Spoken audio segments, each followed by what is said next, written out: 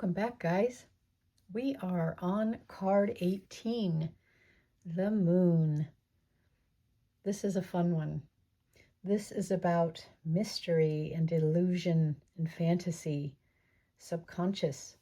It can be deceptive and murky. And there are so many symbols in here to unpack on this card. This is the Pamela Coleman Smith version that we always start out with. And we have, at first, at the very, very top, we've got our moon. In, I believe, the Visconti version, it originally had a woman, but now it's been changed to a moon for the Rider-Waite-Smith, and it is feminine. It represents the ebbs and flows and the cycles of nature, the ocean tides, dreams, and it's nighttime in the card. So it's the darker side of consciousness. And the moon is looking down with a face almost, be still, be calm, peace. The towers, which we saw in a couple other cards, like the death card, represent the gates dividing the year, the summer and winter solstice, and the road that leads to a deeper mystery, encouraging us to explore our deeper desires.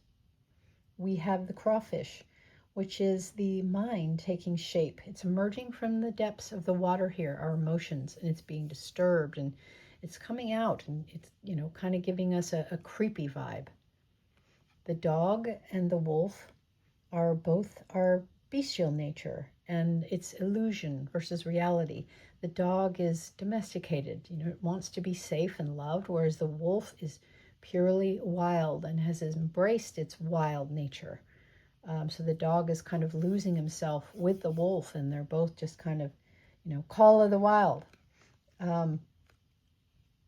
It also is a water card and is having to do with Pisces. And I don't use reversals, but it can also represent lies and deception and fears. So all of those symbols is just an amazing card. And for a fictional character, if you know Star Wars, The Empire Strikes Back, Luke Skywalker, during his training with Yoda, was sent into the cave to face his fears. And I believe he defeated whatever person approached him, and saw his own face in the helmet that he took off. So interesting, huh? Facing our fears and being calm and facing that monster that might emerge, and embrace our wild nature and our deeper desires, all while being calm. So let's take a look at some other cards. This is the Star Tarot. And it's a similar appearance at first. We've got the water down here, our emotions, and the crawfish is trying to emerge out of the water. And we've got some ravens, yakking and making noise and disturbing it. And here we have the dog and wolf. They're both howling. They're opposites, as you can see again. We've got a black one and a white one here. And there's our road leading through the towers, leading up the mountain. The moon is full yet peaceful, and our two towers, and there's an owl because it's nighttime.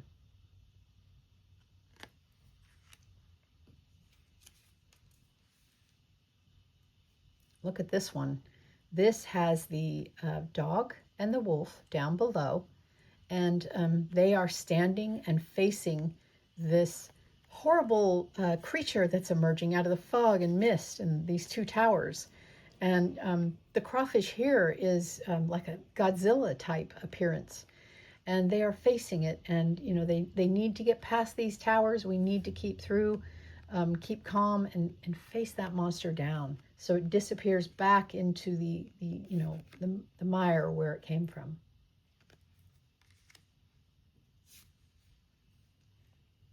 Allcento Tarot, and in this one we actually have the triple goddess there.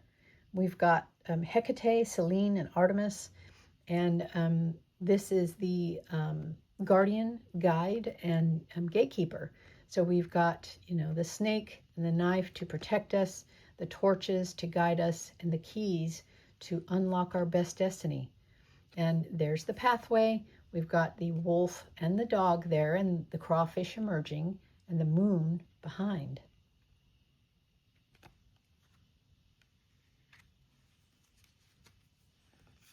The Llewellyn, beautiful, beautiful card. This is the Lake of Maidens, it's called, and it's the moon. Let me zoom in, you can see it. It's a difficult card. They're a little smaller, and I know everyone is hoping that they redo these with a borderless edition. I don't trim mine, but I do edge them. So we have the full moon with the beams soaring down. There's the water, some fish on the bank there, and that owl is just soaring through the darkness.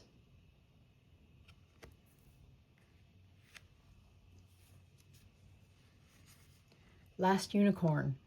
If you know the story, you will know this witch here captured the unicorn in her caravan, her circus, and kept her hostage, you know, in a cage, and had to put a fake horn to appear on it because people just saw, you know, most people saw a regular white mare.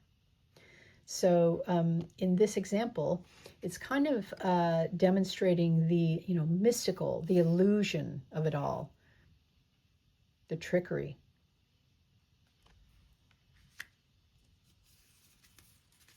Anima Mundi, another beautiful, beautiful card. We just have the moon just peeking through these dark clouds and the ocean below. You know, some waves moving around, some movement going on, but that moon is so calm in the stillness and the darkness. Talking about illusions, dreams, the subconscious.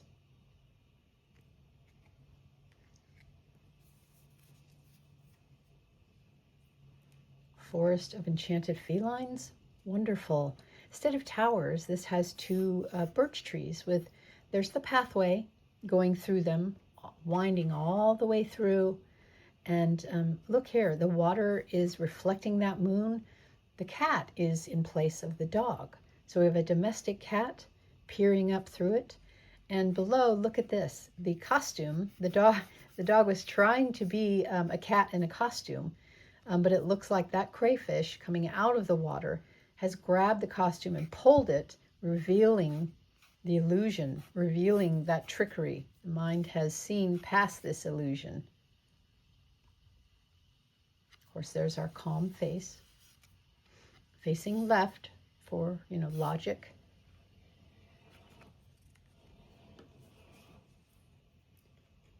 Loon's dream, little baby dragons. And in this one, it's a little bit different, but we have, here we have the dog and the wolf, and instead of towers and a pathway, we've got a river. And the little dragon, if you can see it there, zoom in, the little dragon is in a boat, and the boat is carrying through, winding its way through this passage, facing the fears.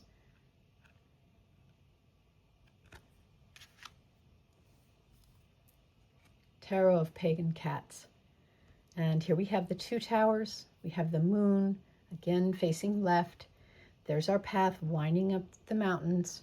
And look, we've got a dog on the left who is howling wildly, but look at the cat on the right. That cat, yes, he's raising his hand, his paw, sorry, raising his paw to the sky, but he's acknowledging the crayfish. And notice how his other paw is on that crayfish. He is handling it. He's taking care of it. He's managing it.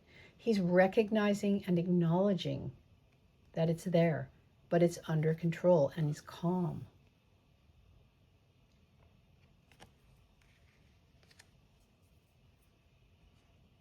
Revival Art, one of the prettiest moon cards I've seen. The moon is up here, and it's not full. In this one, it's just a sliver, a thumbnail up there. And this woman is totally taken by the moon, totally bewitched, enchanted, mesmerized. Look at her. She's dropped her other hand here. She's just totally adoring that moon.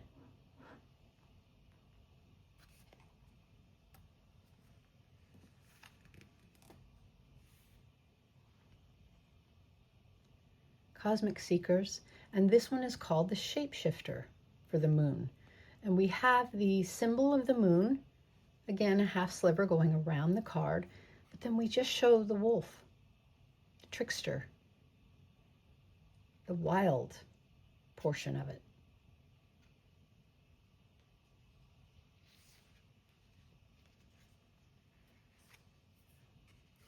This is the Slavic legends. Another beautiful representation. This is the goddess. We can tell she has the moon here as a crown. She's embracing that wolf. She has her hand on its head. It's snuggled next to her. And look at the one down below. It's also, you know, wild, vicious creatures, you know, to most people. But look, her hands are around them. She's welcoming them. She's embracing them. Her hair is cascading down, kind of like a waterfall. There are blossoms everywhere, but it is dark everywhere else, and she is unafraid. Because again, this card is about mystery, illusion, and dreams, and us being calm, exploring it, and understanding it. I hope you had fun with me looking at these, and we will now move on to the sun. Take care.